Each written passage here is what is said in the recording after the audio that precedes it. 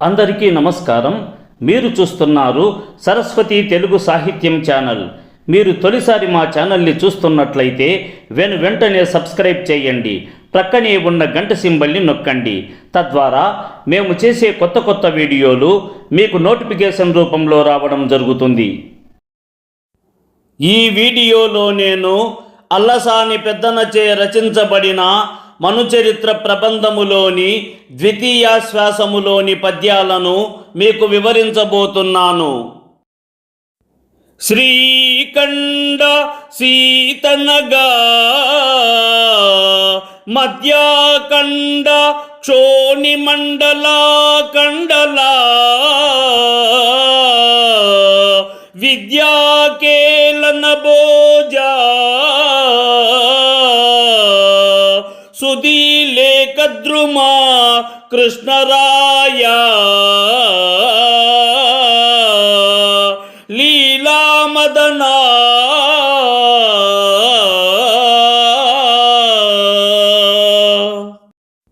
ఓ శ్రీకృష్ణదేవరాయ, నీవు మలయ పర్వతం నుండి హిమాలయాల వరకు ఉన్న భూములను పాలించేవాడవు. విద్యా వినోదాలలో భోజరాజు వంటివాడు. కోరిన వరములను ప్రసాదించు కల్పవృక్షం వంటివాడు. సుందరమైన రూపం కలవాడవు. చక్కదనంలో మన్మధుని వంటివాడా. అవతరింపుము. జైమిని మునీంద్రునకుం ప్రజ్ఞా సాంద్రంబులగు పక్షీంద్రంబులవ్వలి కథ ఇట్లని చెప్పందొడంగే. వినవయ్యా, జైమిని మహర్షికి విశిష్టమైన బుద్ధిగల ధర్మపక్షులు తరువాత కథను చెప్పుట ఆరంభించాయి. అటంచెని కాంచే భూమి సురుడంబర చుంబి శిరస్సరజ్జరీ పటల ముహుర్ముహుర్లుట తపంగ తరంగ మృదంగ నిస్పణ స్ఫుటనటనానుకూల పరిపుల్ల కలాప కలాపి జాలముల్ కటక చరత్కరేను కరకంపిత సాలము శీతశైలముల్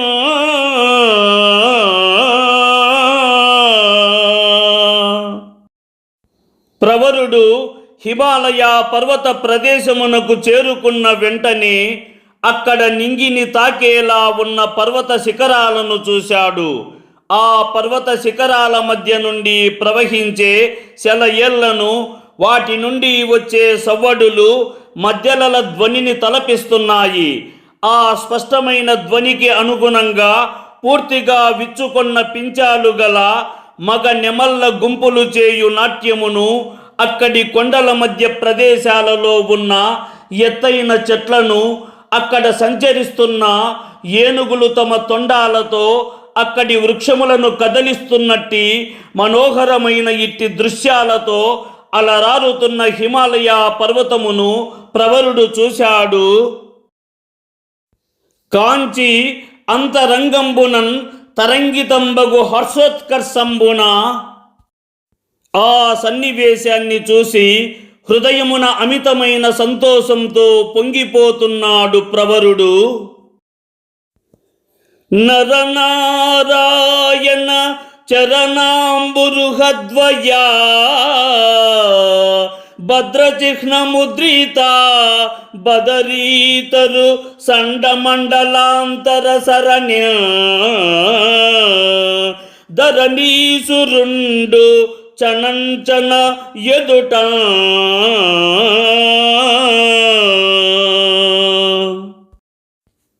నరనారాయణుల పాదముద్రలచే పావనమైన బదరీవనమును దర్శించి ఆ వన మార్గంలో పోతుండగా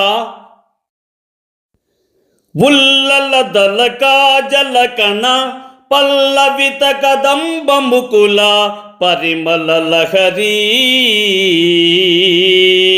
హల్లోకల మదబంబర మల్లధ్వనులెసంగా విసరే మరుదంకురముల్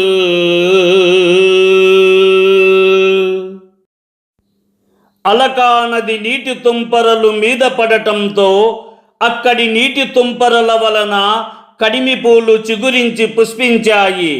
ఆ పుష్పాల మకరందాన్ని తుమ్మెదలు త్రాగి ఉత్సాహంతో గిరగిరా విహరిస్తుంటే వాటి జుంకారాలతో మెల్లిగా గాలి వీచింది.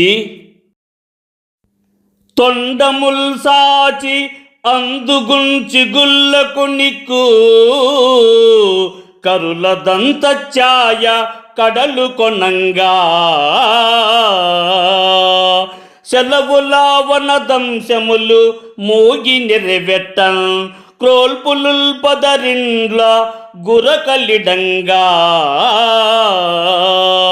సెలయేటి ఇసుకలంకల వరాహంబులు మొత్తంబులై త్రవ్వి ముస్తెలెత్తా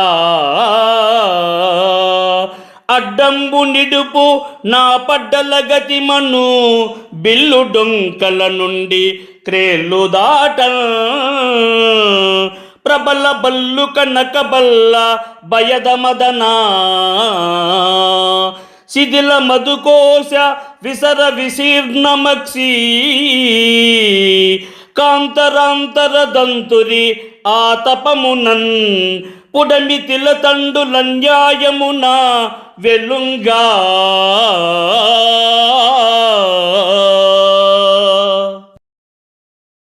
ఏనుగులు తమ తొండాలతో చెట్ల కొమ్మల్ని పక్కకు తిప్పి అందుబాటులో ఉన్న కొమ్మలపై చిగుళ్ళ కోసం ఆసక్తిగా చూస్తూ ఉన్నాయి.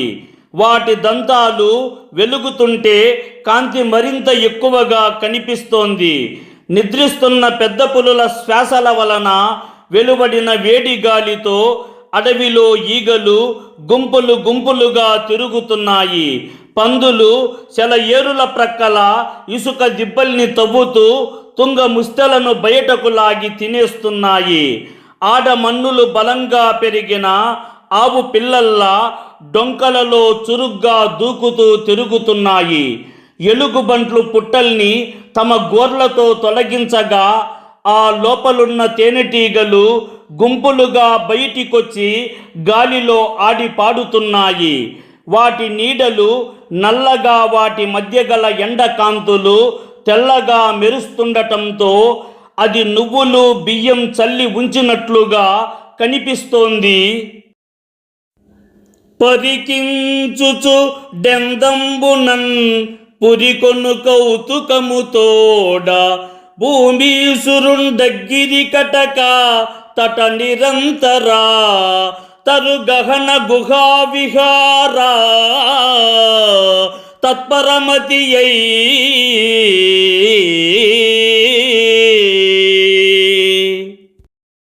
అలా తదేకంగా చూస్తూ మనసులో ఆతృత కలిగించే కుతూహలంతో ఆ పర్వత మధ్య భాగంలో ఉన్న సన్నివేశాలను, దట్టమైన చెట్లతో కూడిన అడవులు, పక్కనే ఉన్న గుహలను దర్శించాలనే ఆలోచనతో నిడుద పెండెరి గుంపు జడగట్ట సగరు ముమ్మను మండు తపము గైకొనిన చోటు జరట కచ్చప కులేశ్వరు వెన్నుకానరా జగతికి మిన్నేరు దిగిన చోటు పుచ్చడి కథనంబు పోన్పెట్టి గిరి కన్య పతి కొల్వ ఆయాస పడిన చోటు వలరాచ రాచవా డలికాక్సు కను వెచ్చన్ కరగిన అలా కనికర పుంచోటు తపసి ఇల్లాండ్ర చెలువంబున్ తలచి తలంచి మున్ను ముచ్చిచ్చును విరాలి కొన్న చోటు కనుపపులు వేల్పు బడవాలున్ కన్న చోటు హర్షమునన్ చూచి ప్రవరాక్యుండాత్మలోనా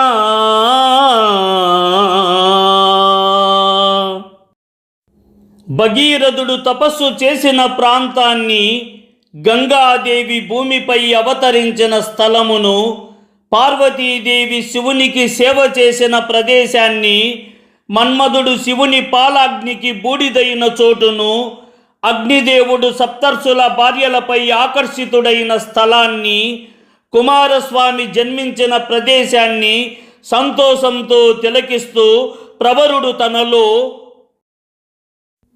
విలయ కృషాను కీలముల వేడిమి పోడిమి మాలి వెల్మిడిన కలసిన భూతదాత్రి మరి క్రంబర రూపై నిల్చివోసదుల్ మొలవంగ జేయునట్టి నయముం ప్రతికల్పము ఎట్లు కాంచు ఈ చలిమల వల్ల ఉల్లసిలు చల్లదనంబును ఓ నా కొండిన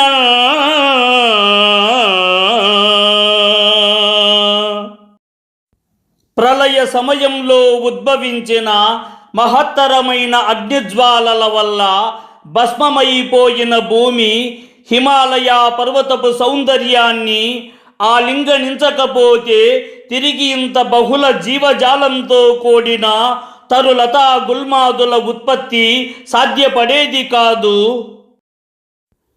పసుపు నిగ్గులు తేరు పాపజన్నిదమొప్పన్ ప్రమదాధిపతి ఇంటి పట్టెరింగే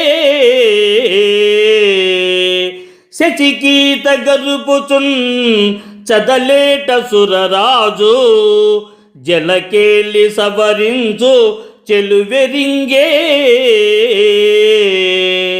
అదనుతో చేపి చన్నవిసి ఓసదులా మన్మొదవు కొండలకెల్లన్ పిదుకనెరింగే వేల్పుటింతులలోన విరవీగుచు మేన నవరత్న రచనల రవణ మెరిగె పరిపరి విదంపు జన్నంపు పరికరంపు సొంపు సంపద నిఖిల నిలింప సభయు అప్పటప్పటికి జిహ్వతృపుడుల్లా ఆమె తలెరింగే ఈ తుషారాద్రికతనా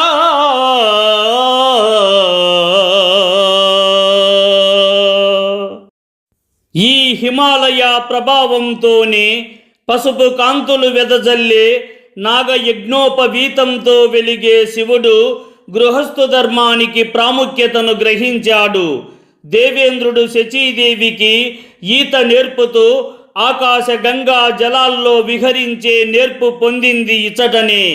గోరూపముతో ఉన్న భూదేవి తగిన సమయంలో చేపి చేతితో తాకగానే పుష్పించేలా కొండలపై తరులతా గుల్మాలను పిండటం తెలుసుకొన్నది.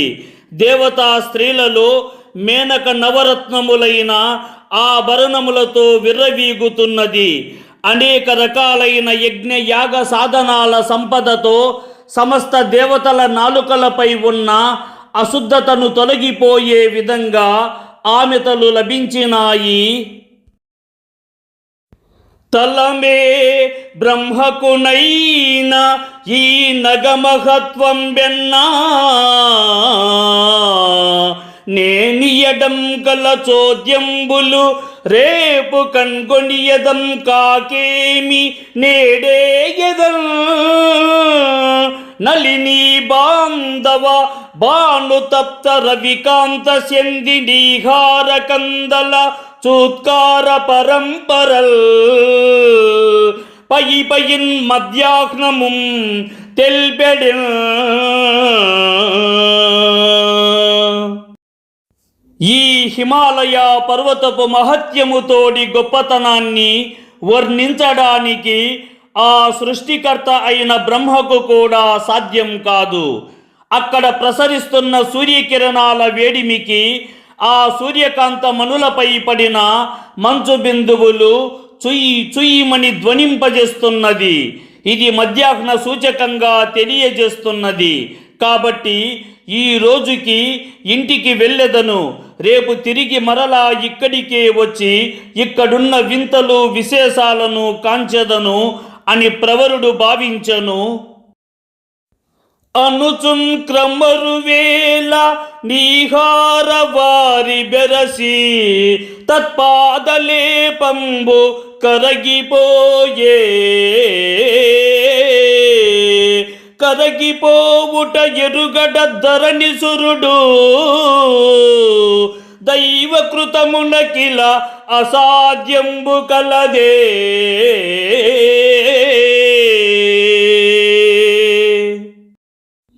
అని ప్రవరుడు తన మనసున అనుకుంటూ తన ఇంటికి తిరిగి వెళ్ళాలనుకునే సమయమునందు అక్కడి మంచుతో కూడిన నీరు పాదాలకు తాకడం చేత ప్రవరుడి పాదాలకు ఉన్నట్టి పాదలేపం కరిగిపోయినది. ఈ కరిగిపోయినట్టి విషయాన్ని ప్రవరుడు గ్రహించలేదు.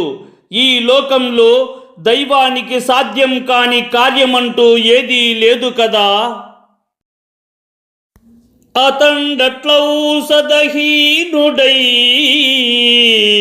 నిజపురి యాత్ర మిలత్ కౌతుకోదతి పోవన సపది స్ఫుటార్తి చరణద్వంద్వంబురాకొండిన మతిన్ చింతించుచు అవిదంబెరింగి హా నన్నిట్లు దైవంబా తెచ్చితే ఈ ఘోరవన ప్రదేశమునకు సిద్ధాపదేశంబున.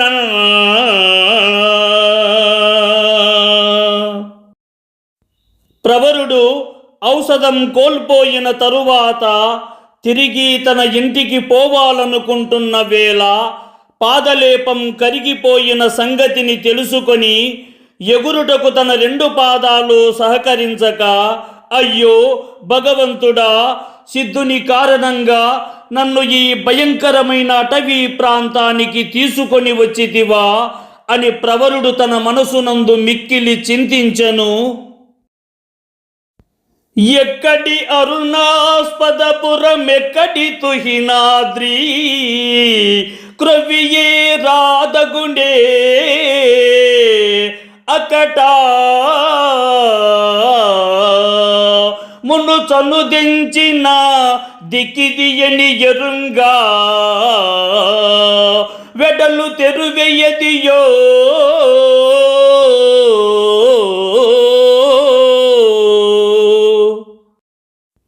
నేను నివసిస్తున్నట్టి ఆ అరుణాస్పదపురం ఎక్కడా, నేనున్నట్టి ఈ హిమాలయాలు ఎక్కడా, క్రొవ్విడి నేను ఇచ్చటికి రాదగునే. అయ్యయ్యో, మును వచ్చినట్టి దిక్కు ఇది అని తెలియలేకున్నదే. ఇచ్చటి నుంచి నేను బయటకు వెళ్ళునట్టి మార్గము తెలియుటలేదే అని ప్రవరుడు మిక్కిలి విచారమును చెందెను. ఈ వీడియో మీకు నచ్చినట్లయితే లైక్ చేయండి, షేర్ చేయండి. ఈ వీడియోపై మీకున్న అభిప్రాయాన్ని కామెంట్ సెక్షన్లో కామెంట్ చేయండి. ఈ వీడియో చూసిన సాహితీ ప్రియులందరికీ నా హృదయపూర్వక ధన్యవాదములు.